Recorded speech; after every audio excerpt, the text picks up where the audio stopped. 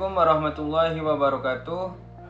Di sini kami dari kelompok 6 akan menjelaskan materi tentang peradilan dalam hukum pajak yang beranggotakan Dinda Suci Rahmatullah nomor BP 19053, Eka Putri Syafnur nomor BP 19055, Misi Sasa Perdana nomor BP 19067, Kolia Syifa nomor BP 19074, dan saya sendiri Rofi Zakwan nomor BP 19078. Peradilan dalam hukum pajak. Pajak merupakan salah satu sumber pemasukan negara yang digunakan untuk pembagian dengan tujuan akhir kesejahteraan dan kemakmuran rakyat. Hukum pajak dapat dibedakan menjadi dua. Satu, hukum administrasi. Umumnya berupa sanksi administrasi berupa bunga, denda, tambahan pokok pajak maupun kenaikan dengan masalah-masalah ketidaktataan wajib pajak dalam melaksanakan kewajiban. Contoh, tidak menyampaikan SPT atau menyampaikan SPT tapi tidak benar dan tidak lengkap yang dikarenakan alfa dan lain-lain. Yang kedua, hukum pajak berkaitan dengan denda pidana maupun hukum penjara dan dijatuhkan oleh hakim. Hukum pidana berkaitan dengan perbuatan-perbuatan yang dikategorikan kejahatan, misalnya sengaja tidak mendaftarkan diri untuk memperoleh NPWP, memperlihatkan pembukuan, pencatatan atau dokumen lain yang palsu atau dipalsukan seolah-olah benar, dan lain-lain. Peradilan administrasi pajak. Peradilan administrasi pajak dapat dibagi menjadi dua. Yang pertama, peradilan administrasi tidak murni. Disebut peradilan tidak murni karena melibatkan dua pihak, yaitu pihak wajib pajak dan pihak fiskus. Yang kedua, peradilan administrasi murni yang melibatkan tiga pihak, yaitu wajib pajak, fiskus, dan hakim yang mengadili. Keberatan dan banding. Keberatan wajib pajak dapat mengajukan keberatan atas suatu antara lain: yang pertama, surat ketetapan pajak kurang bayar; yang kedua, surat ketetapan pajak kurang bayar tambahan; yang ketiga, surat ketetapan pajak lebih bayar; yang keempat, surat ketetapan pajak nihil; yang kelima, pemotongan atau pemungutan oleh pihak ketiga. Keberatan diajukan kepada Direktur Jenderal Pajak melalui Kepala KPP dengan surat keberatan. Surat keberatan wajib memenuhi beberapa syarat.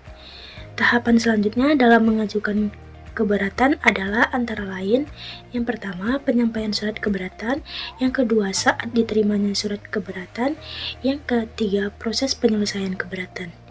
Yang kedua yaitu banding. Banding adalah upaya hukum yang dapat dilakukan oleh pihak WP atau penanggung pajak terhadap suatu keputusan yang dapat diajukan banding berdasarkan peraturan per-UU-an perpajakan yang berlaku. Dalam pengajuan banding terdapat beberapa hal, yaitu yang pertama, syarat pengajuan surat banding; yang kedua, pemrosesan suatu banding; yang ketiga, siapa yang mengajukan banding; yang keempat, hak-hak pemohonan banding; yang kelima, pencabut banding. Pengadilan pajak. Pengadilan pajak yang berkedudukan di ibu kota negara. Susunan pengadilan pajak terdiri atas pimpinan, hakim anggota, sekretaris, dan panitera. Pimpinan pengadilan pajak terdiri atas seorang ketua dan paling banyak 5 orang wakil ketua. Hakim dan panitera tidak boleh merangkapi menjadi pelaksanaan keputusan pengadilan pajak, wakil atau pengampun atau pejabat yang berkaitan dengan suatu sengketa pajak akan atau sedang diperiksa olehnya. 1. Penasihat hukum, 2. Konsultan pajak, 3. Akuntansi publik, 4. Pengusaha. Jadi, ada beberapa kekuasaan pengadilan pajak. Pengadilan pajak mempunyai tugas dan wewenang memeriksa dan memutuskan sengketa pajak. Selanjutnya, pengadilan pajak dalam hal banding hanya memeriksa dan memutus sengketa atas keputusan keberatan kecuali ditentukan lain oleh peraturan perundang-undangan yang berlaku. Pengadilan pajak dalam hal gugatan memeriksa dan memutuskan sengketa atas pelaksanaan pengadilan pajak atau keputusan pembetulan keputusan lainnya. Gugatan wajib pajak atau penanggung pajak terhadap: 1. Pelaksanaan surat pajak, surat perintah, melaksanakan penyitaan atau pengumuman lelang. 2. Keputusan yang berkaitan dengan pelaksanaan keputusan perpajakan. 3.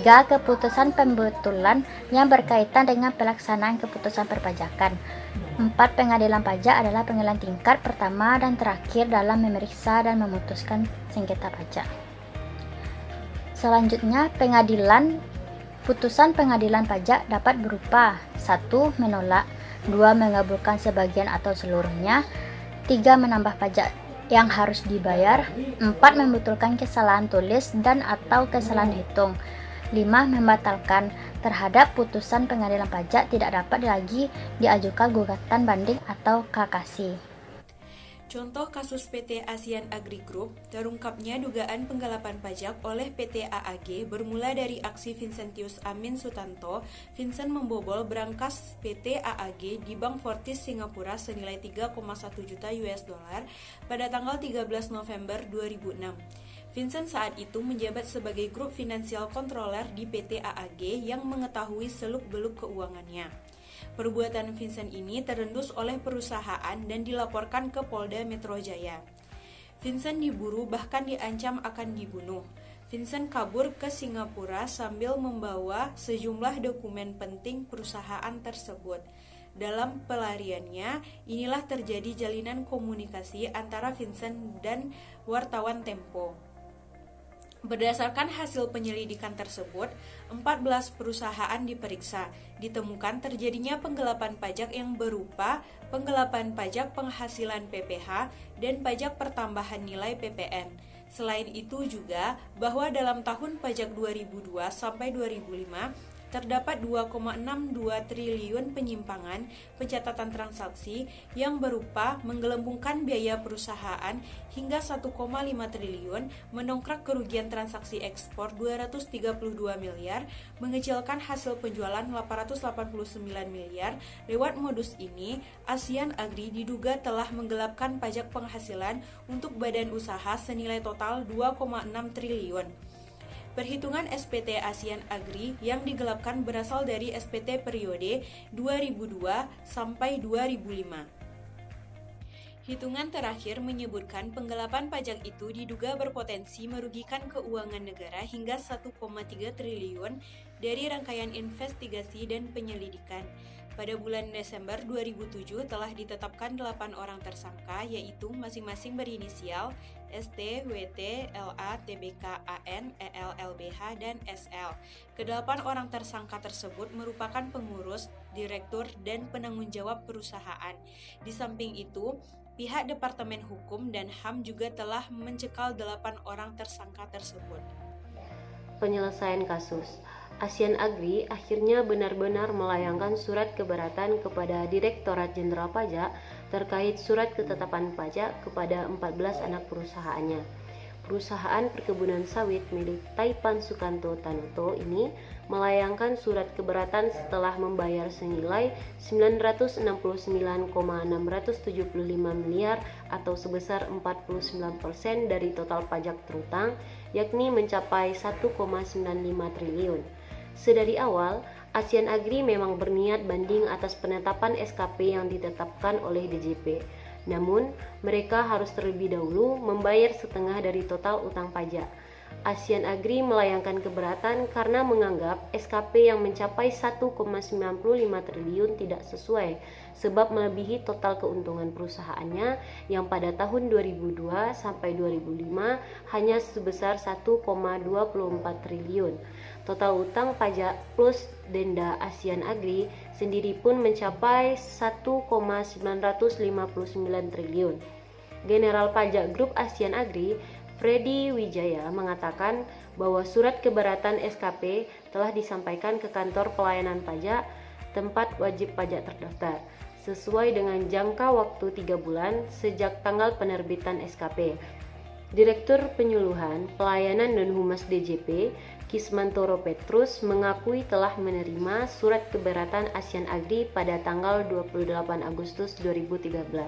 DJP wajib memberikan keputusan atas keberatan itu paling lambat 12 bulan. Meski keberatan, ASEAN Agri tetap harus membayar sisa utang pajak seperti dalam SKP. Jika ASEAN Agri tidak melunasi seluruh tagihan SKP setelah jatuh tempo, DJP dapat melakukan penagihan aktif berupa teguran, penerbitan surat paksa, penyitaan dan blokir rekening hingga pelelangan aset.